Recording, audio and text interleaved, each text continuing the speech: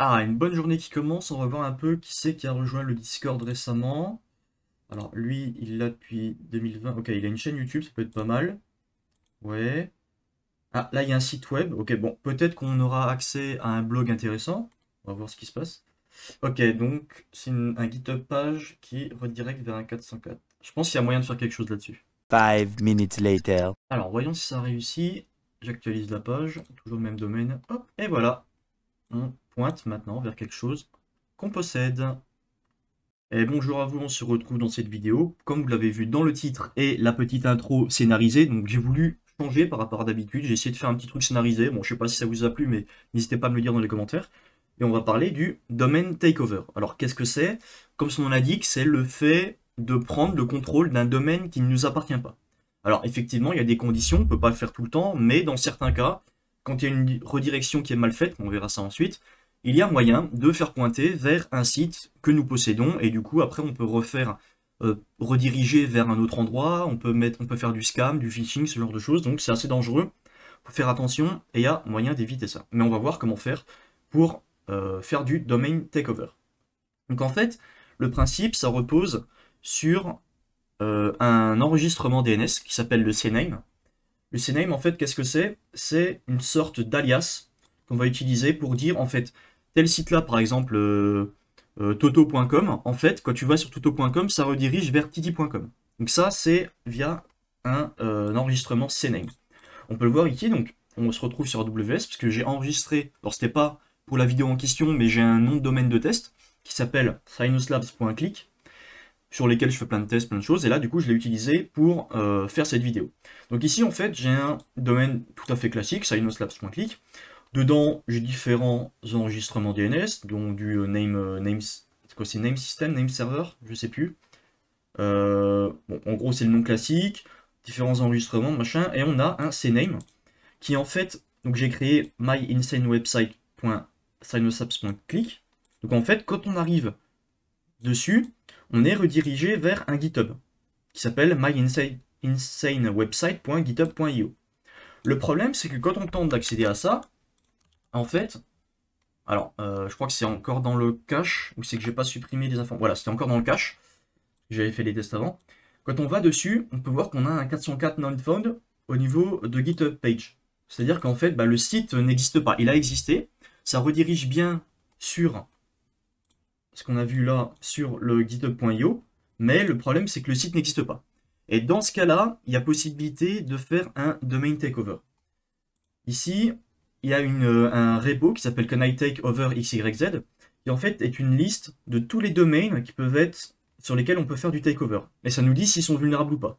Par exemple, sur les buckets S3, apparemment ça peut être vulnérable. C'est-à-dire qu'on peut faire du domain takeover. C'est-à-dire que s'il y a une redirection avec un CNAME d'un nom de domaine quelconque vers un bucket Amazon S3, et que ce bucket-là n'est plus utilisé et supprimé, alors il y a moyen d'en créer un à la place et de faire pointer le domaine sur ce nouveau bucket que nous possédons. Donc voilà, il y a plein de listes. Vous voyez qu'il y a vraiment pas mal de choses.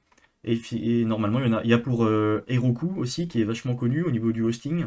Il y a GitHub, voilà, il y en a plein.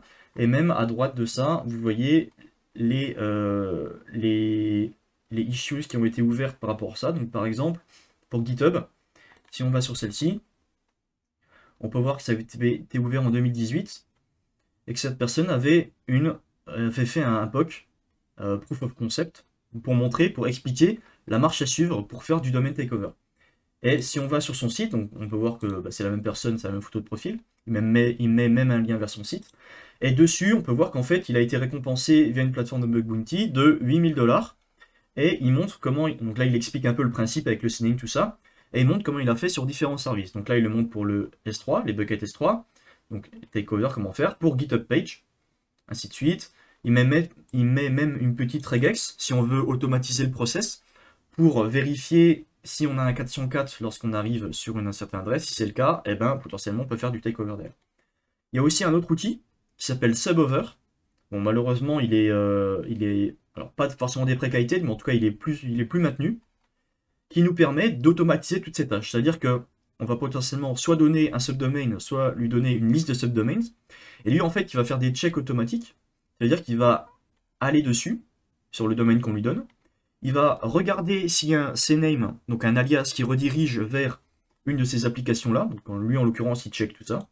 Et si jamais pour cela, il trouve qu'il y a un 404 ou quelque chose qui est redirigé, qui n'est plus utilisé, alors il va nous ressortir, ok, là, il y a un domain takeover qui est possible. Alors, normalement, il ne le fait pas automatiquement, mais au moins, ça permet d'énumérer et de nous dire, ok, sur ce site-là, c'est possible, tu peux le faire. Donc concrètement, comment ça fonctionne?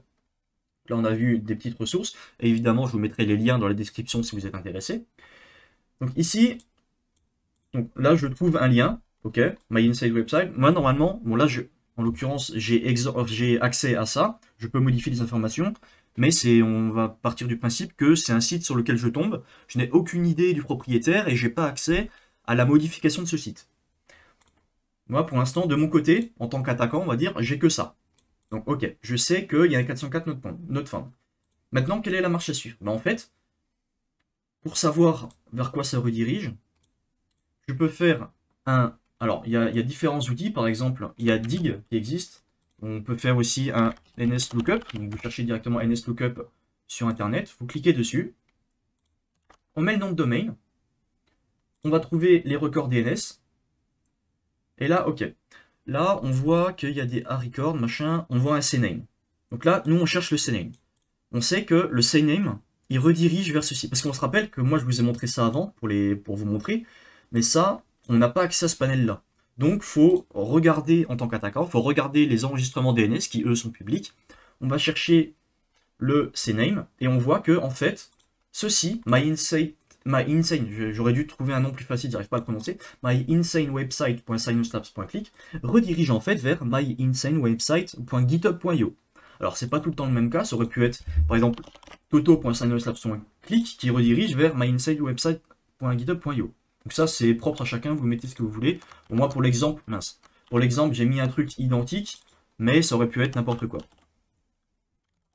Je vais pas me le réécrire, hop, voilà. Donc là, c'est du non-found. Maintenant qu'on connaît ça, eh ben en fait, on a juste à se rendre sur GitHub.